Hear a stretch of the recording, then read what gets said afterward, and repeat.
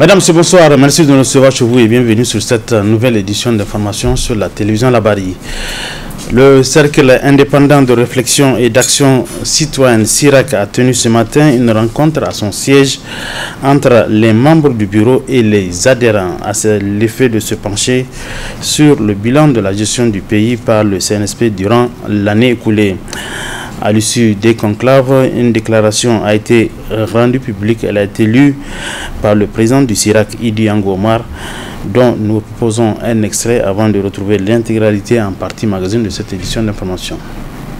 Une gestion rationnelle des finances publiques a permis au Niger de tenir le coup des sanctions illégales imposées par la communauté internationale sous la houlette de la communauté économique des États de l'Afrique de l'Ouest, CEDEAO, assortie de menaces d'intervention armée et de fermeture de frontières tout autour d'un pays enclavé, par ailleurs empêché d'accéder à ses propres ressources financières dans les banques.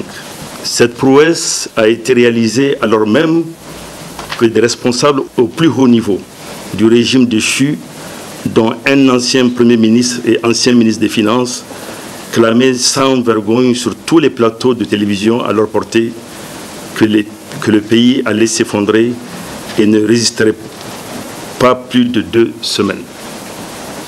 2. Un environnement sécuritaire en voie d'être maîtrisé avec la mutualisation de mieux en mieux organisée des moyens militaires des 3 pays de l'Afrique des États du Sahel AES, à savoir Mali, Burkina Faso, Niger, et la dotation des forces de défense et de sécurité FDS d'une logistique conséquente, notamment en vecteur aérien. 3. Une année scolaire presque normale.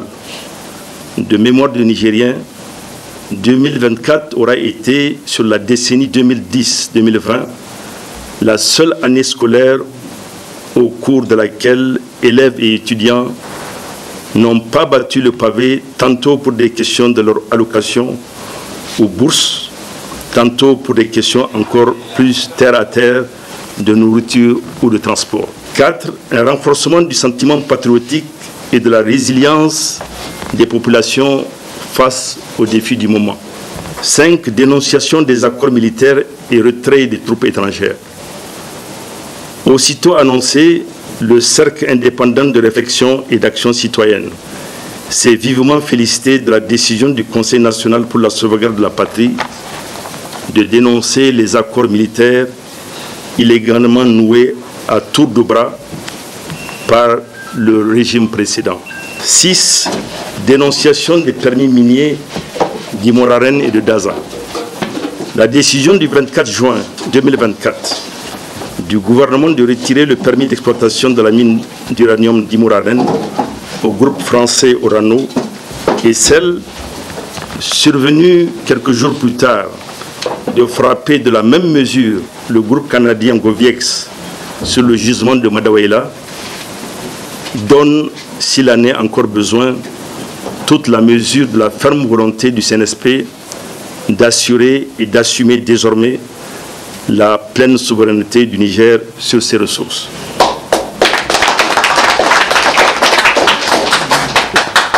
Ces décisions sont un marqueur majeur de souveraineté, d'autant plus qu'il s'agit d'un produit stratégique, l'uranium, dont 50 ans d'exploitation par la France n'ont guère aidé le pays à amorcer son développement.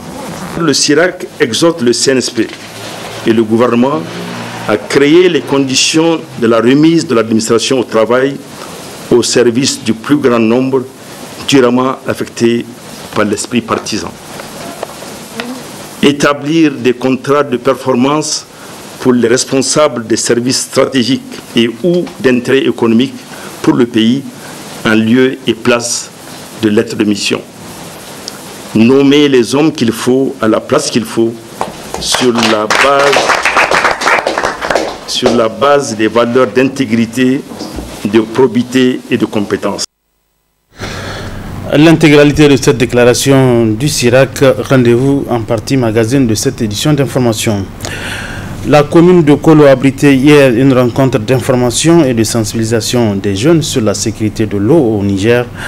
C'est une initiative du projet de la plateforme intégrée pour la sécurisation de l'eau au Niger PISEN en collaboration avec le ministère de l'Hydraulique, de l'Assainissement et de l'Environnement. Le point avec Adam Soumana. Édifier la jeunesse nigérienne sur la problématique de la sécurisation de l'eau au Niger, tel est l'exercice auquel s'attelle le projet de plateforme intégrée pour la sécurisation de l'eau au Niger à travers ce cadre qui se veut celui d'échange et partage d'expériences.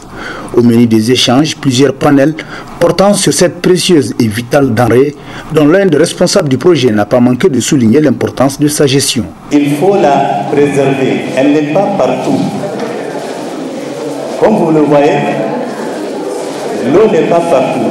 L'eau est une denrée rare dans certaines zones. Donc, il est important de préserver cette eau-là. Donc, la présentation que nous allons vous faire vous permettra un peu de prendre conscience de l'importance de l'eau dans le monde et pour notre pays. Et aussi de voir ce que nous, on est en train de faire ou d'envisager dans le cadre de la sécurisation de cette eau au Niger. Pour leur part, les jeunes présents à cette cérémonie ne sont pas restés en marge pour des propositions pertinentes sur la problématique ainsi que leur contribution dans la recherche de solutions idoines.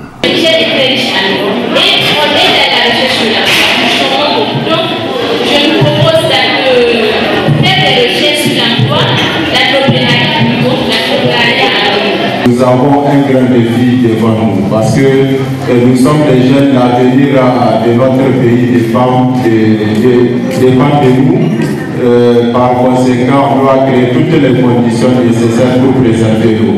Et à Niamey, si la plus grande source d'eau que nous avons, c'est le fleuve Niger.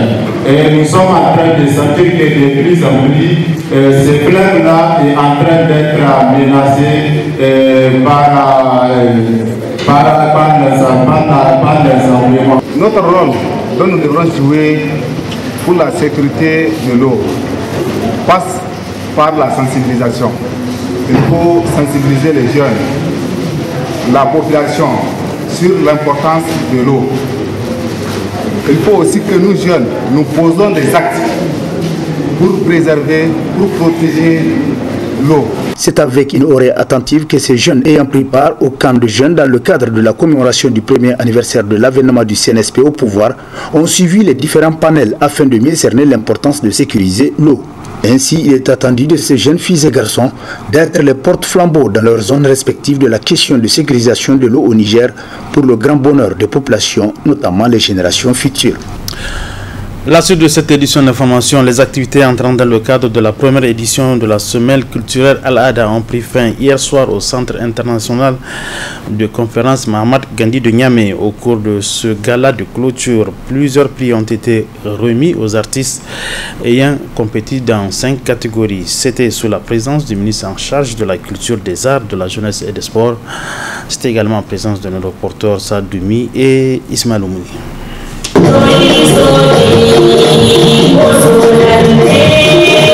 Clôturer de la plus belle manière la semaine culturelle Al-Ada, c'est dans ce cadre que ce gala a été initié. Cette semaine culturelle a répondu aux attentes des autorités, d'où le bilan positif que dresse le président du comité d'organisation. Au terme de cette première édition de la semaine culturelle Al-Ada, nous pouvons tirer les enseignements suivants. Toutes les régions du Niger ont, avec assurément beaucoup d'enthousiasme, et pleinement participé à l'éclat de la fête. Plus de 2000 artistes ont associé leur talent à la réussite de cette fête. Le concours d'Andelis Sonkassa a enregistré plus de 200 créations artistiques produites par 113 groupes inscrits. Le concours d'islam sous le thème Niger, mon Niger a enregistré 38 œuvres de jeunes slameurs de toutes les régions du Niger. L'activité rétro-festival a connu un engouement sans précédent avec la reprise de 16 ballets et chants dont la pertinence des messages a traversé et transcendé le temps. 220 artistes ont assuré les spectacles d'ouverture et plus de 150 groupes artistiques ont participé aux animations périphériques sur le site de la place de la Résistance, le rond-point de la francophonie et le rond-point Harobanda. Plus de 30 000 spectateurs ont participé aux animations périphériques. À ce chiffre s'ajoutent 1085 autres pour le cinéma ambulant. Je voudrais également évoquer le tournoi de lutte traditionnel qui a connu un engouement inédit avec une mobilisation sans précédent. Une compétition de triathlon a été organisée avec la participation de 8 régions du Niger. La tenue d'un camp des jeunes qui a regroupé 220 jeunes du Burkina Faso, du Mali et du Niger sur le site de Gesselbodi. La foire de l'artisanat a réuni 68 exposants venus de toutes les régions. Ils ont montré la variété et la qualité de l'artisanat nigérien et d'autres filières comme la menuiserie, la pharmacopée traditionnelle, le textile, l'habillement, la maroquinerie, la bijouterie, la vannerie et la transformation agroalimentaire. Par ailleurs, le salon de la gastronomie du Niger a permis de mettre en exergue la diversité, l'excellence et le prestige des mets authentiques du terroir. Les artistes ont compétit dans 5 catégories où le jury a procédé au délibéré et à la remise des prix. Une joie immense pour ces lauréats. Je suis très fière. Je me sens très fière, surtout que c'était un texte que j'avais écrit pour mon pays. Et j'ai ce sentiment patriotique-là qui m'anime et franchement, je crois que ça serait peut-être le trophée le plus important de ma vie parce que c'est pour mon pays, quoi. Je suis très émue et vraiment heureuse. Wannan abin da na same shi na ji daɗi sosai, ina farin ciki don abu ne da ban ma sa shi a kaina, ban yi tunani ba, kuma na gode wa Allah, ina mutane godiya sosai, Allah ya saka da alkhairi. On est fiers, même si on n'arrive pas à gagner au moins le premier prix, sincèrement on est satisfait parce que ça veut dire que c'est quelque chose que c'est la première fois qu'on l'avait commencé. Donc on pense qu'Inch'Allah l'année prochaine sera le meilleur. Le président du jury tire son chapeau pour les artistes vu la qualité de prestation. C'est une prestation vraiment de haut niveau. La plus belle femme, la fille du monde de faire que c'est qu'elle a. Les artistes, donc, comme vous savez très bien, sont là pour la création. Un artiste pour créer, ils ont créé des thèmes, des chansons autour du Niger. C'est important pour nous de renouer avec ces habitudes de chanter pas pour quelqu'un, mais pour le Niger. Donc moi je me pense que c'était difficile, mais ça vaut le genre pour la chandelle. Merci beaucoup vraiment aux artistes qui se sont grouillés pour composer des chansons. En 2 mois, plus de 214 œuvres qui ont été créées. C'est beaucoup pour les artistes. Chapeau. Chapeau aux artistes nigériens. Venus nombreux, le public a été tenu en haleine par les artistes nigériens, mais également ceux d'autres pays, à l'image de la diva Aïcha Koné.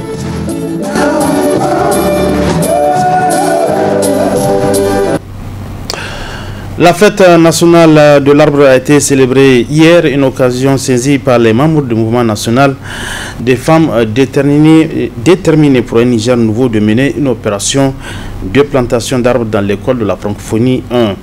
Une activité dédiée à la mémoire des FDS qui sont tombés sur le champ d'honneur. Le mouvement national des femmes déterminées pour un Niger nouveau a célébré la fête de l'arbre édition 2024 par une plantation d'arbres dans la cour de l'école francophonie 1. Une initiative de ces braves femmes pour rendre hommage aux éléments de nos FDS tombés sur le champ d'honneur. Dans le cadre donc de la commémoration de la journée de la fête de l'arbre, nous avons choisi de venir planter des arbres dans cet établissement pour la mémoire de nos FDS qui sont tombés dans le champ de bataille. Et il ne s'agit pas de planter des arbres, il faut les entretenir pour que ça reste en tout cas dans les archives de cet établissement et le passage des guerrières. Donc nous demandons humblement à la directrice de bien vouloir surveiller, amener les élèves à entretenir les arbres parce qu'on dit que celui qui a planté un arbre n'a pas vécu inutile. La première responsable de l'école Francophonie 1 a remercié les femmes guerrières pour leurs gestes pleins de symboles.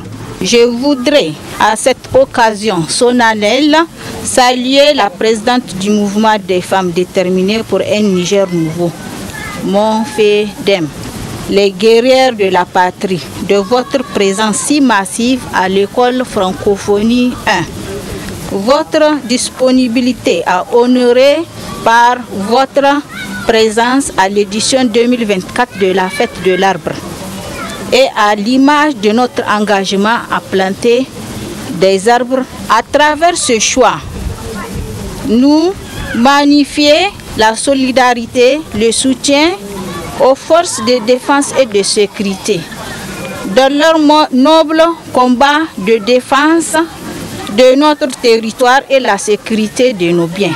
Avec cette activité du 3 août 2024, les femmes du Mont Fenden réaffirment leur attachement à la souveraineté et le respect de la dignité du peuple nigérien, cheval de bataille du Conseil national pour la sauvegarde de la patrie CNSP. Avant la partie magazine, retenons en sport l'ouverture cet après-midi au CG25 de Niamey de la 6e édition du tournoi des grandes vacances du quartier Sonissi de Niamey. Une vingtaine d'équipes est engagée dans cette compétition qui durera un mois avec 2 catégories de confrontation.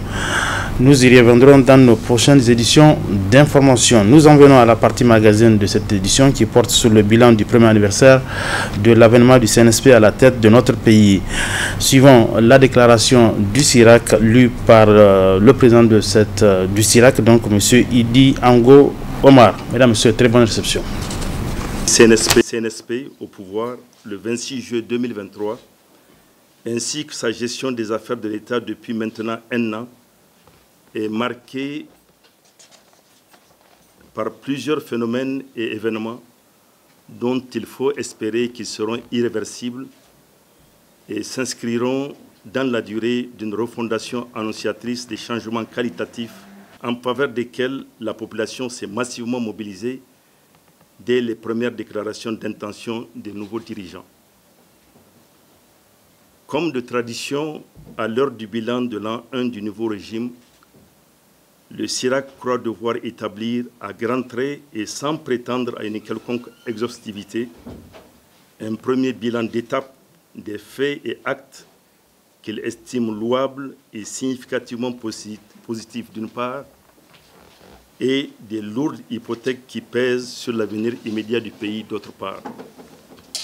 Au plan national, une gestion rationnelle des finances publiques a permis au Niger de tenir le coup des sanctions illégales imposées par la communauté internationale sous la houlette de la communauté économique des États de l'Afrique de l'Ouest, CEDEAO, assorties de menaces d'intervention armée et de fermeture de frontières tout autour d'un pays enclavé, par ailleurs empêché d'accéder à ses propres ressources financières dans les banques.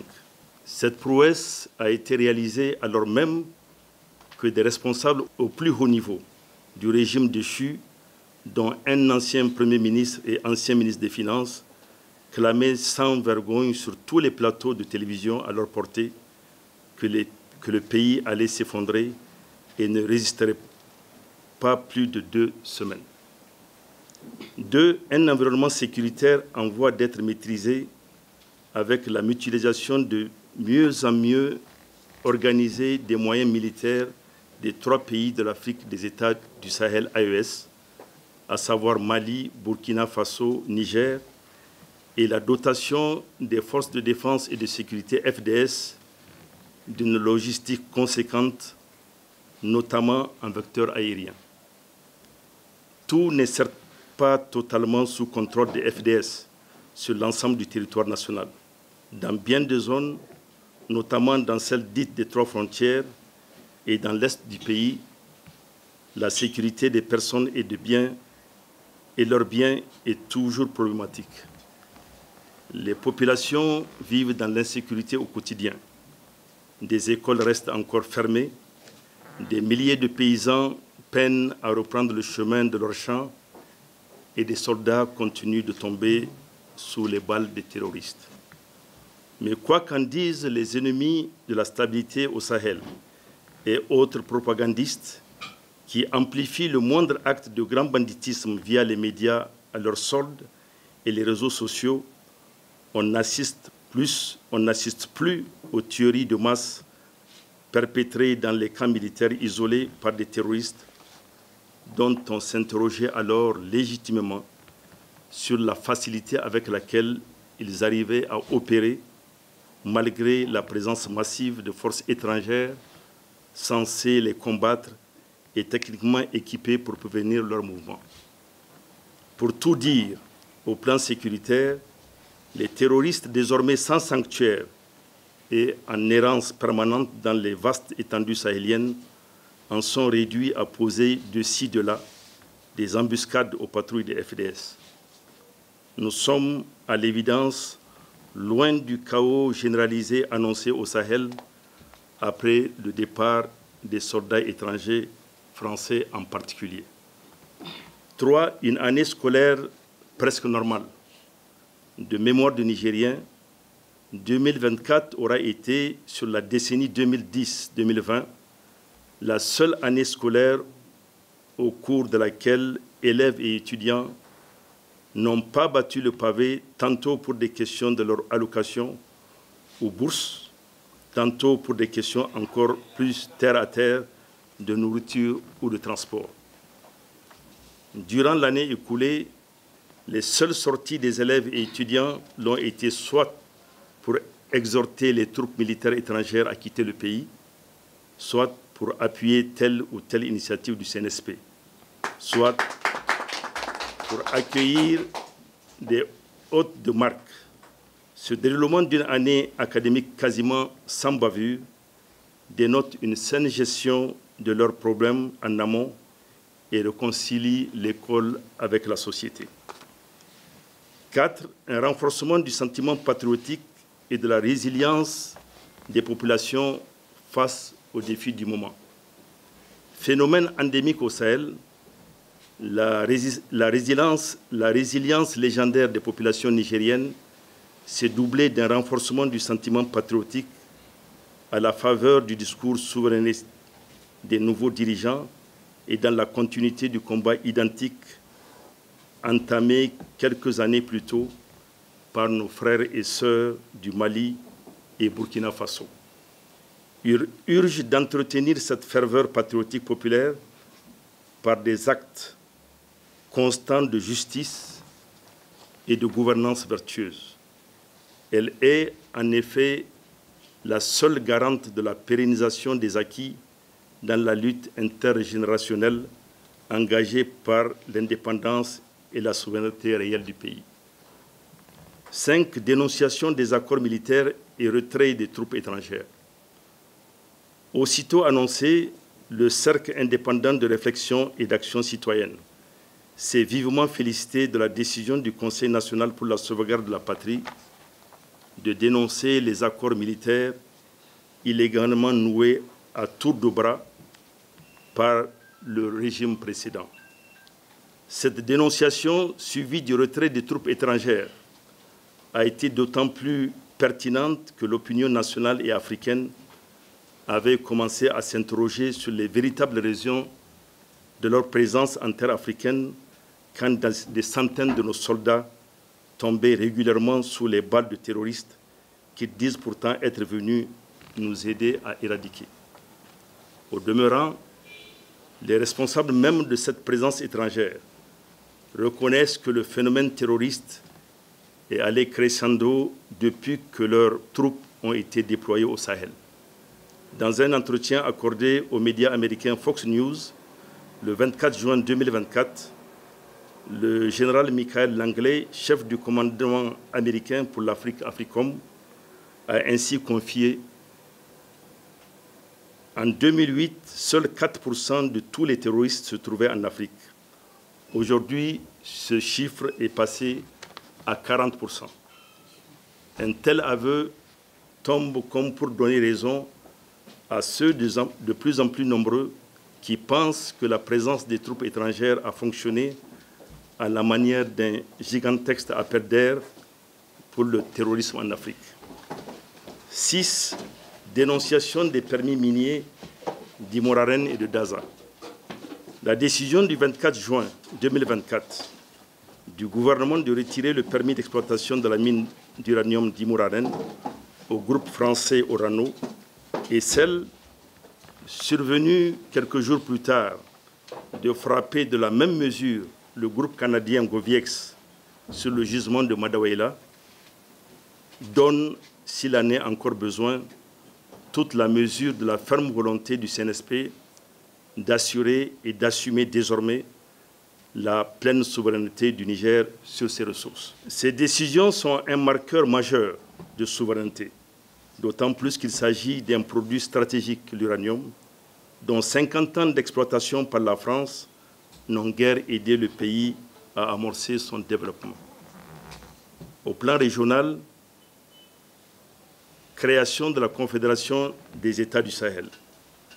Le Cercle indépendant de réflexion et d'action citoyenne s'est chaleureusement félicité en son temps de l'élaboration de la charte de Liptako-Gourma, de la création de l'Alliance des États du Sahel AES, ayant donné naissance à la Confédération éponyme à Niamey le 6 juillet 2024.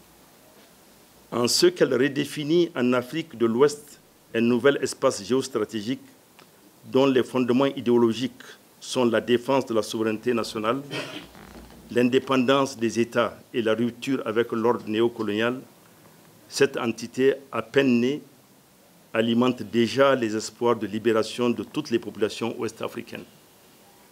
Au plan international, diversification tout azimut des partenariats. Le CIRAC salue enfin l'option souveraine du CNSP de diversifier les partenaires du Niger dans tous les domaines en ayant pour unique boussole les intérêts du pays. Observation sur quelques aspects critiques de la nouvelle gouvernance. Sur les institutions de la refondation, le Cercle indépendant de réflexion et d'action citoyenne CIRAC se félicite de l'annonce de la création d'un comité technique chargé de la synthèse des contributions issues des assises inclusives régionales, d'organiser la tenue des assises de la diaspora et de proposer les modalités d'organisation en vue de la tenue prochaine du Forum inclusif national. La tenue prochaine de ce Forum national inclusif, annoncée dans le message à la nation du 25 juillet 2024 par le chef de l'État, le général Abdelrahmane Tchani, viendra répondre à une forte demande sociale et rassurer une opinion qui attend, un an après la prise du pouvoir par l'armée, de connaître les organes destinés à accompagner le Conseil national pour la sauvegarde de la patrie et le gouvernement dans la gestion de cette phase cruciale de l'histoire du Niger. En effet, depuis la publication le 28 juillet 2023 de l'ordonnance 2023-02 portant organisation des pouvoirs publics, le pays est resté sans nouvelles des institutions que celle-ci était censée mettre en place, à savoir un conseil consultatif national, un conseil constitutionnel de transition, une cour des comptes, un observatoire national des droits de l'homme et le comité des textes fondamentaux. Le Cercle indépendant de réflexion et d'action citoyenne CIRAC fonde l'espoir que le forum prévu va rompre avec les traditionnelles messes du genre conférence nationale déjà vécues par le pays et créer les conditions d'émergence d'entités novatrices à même de prendre en charge les défis du moment et des adversités multiformes générées par la détermination du nouveau leadership à assurer la pleine souveraineté et l'indépendance du pays dans le concert des nations. Le président du Conseil national pour la sauvegarde de la patrie, le général Abdelrahmane Tchani, a planté le décor et donné le cap dans son discours de l'an 1 d'exercice du pouvoir.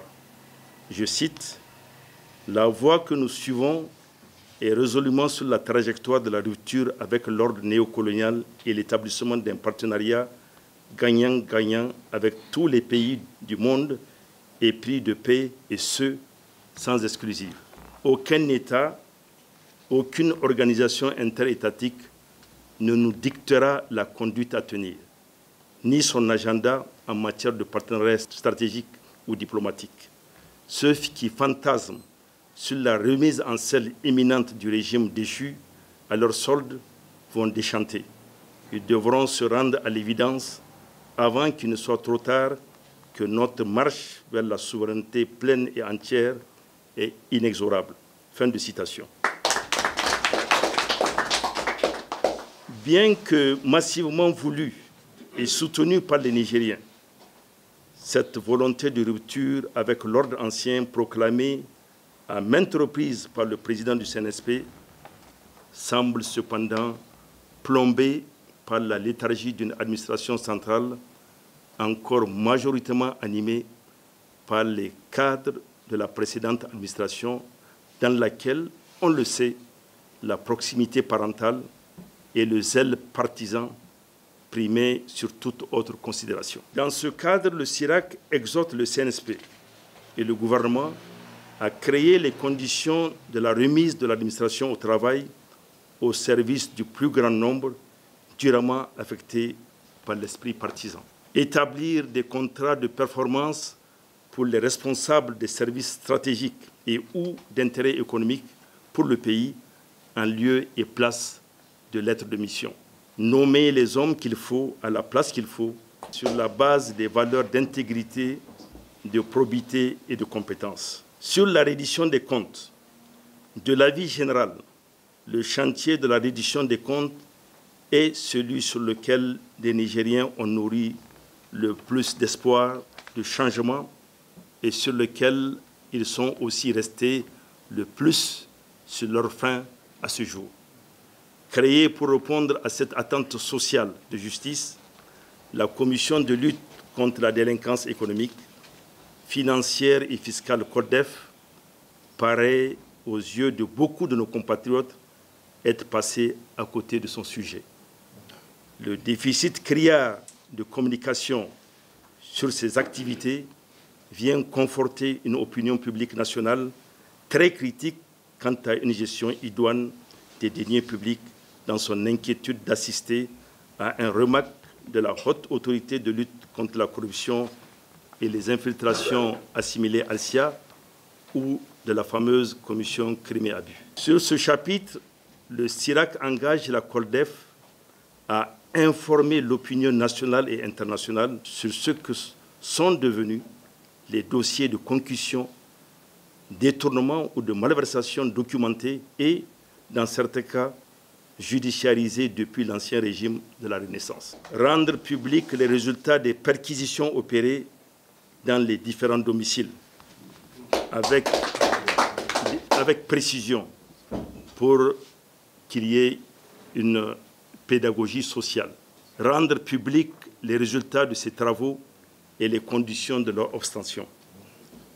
La publication, mercredi 30 juillet 2024, du bilan d'une cinquantaine de milliards de francs CFA récupérés depuis sa création ne saurait soustraire à ces exercices de gouvernance vertueuse une commission supposée connaître de dossiers ficelés et même médiatisés dont plusieurs portent sur des centaines de milliards de francs CFA. Sur un autre plan, mais dans le même chapitre de la reddition des comptes, le CIRAC s'interroge sur les suites que le CNSP a déjà données ou entend donner en interne aux complicités locales ayant permis l'installation illégale de bases militaires de plusieurs puissances étrangères sur le territoire national ou à des multinationales d'user au gré de leur intérêt de moyens dilatoires pour faire perdre au pays des ressources précieuses pour son développement. En tout état de cause et tirant les leçons d'expérience dont on gère encore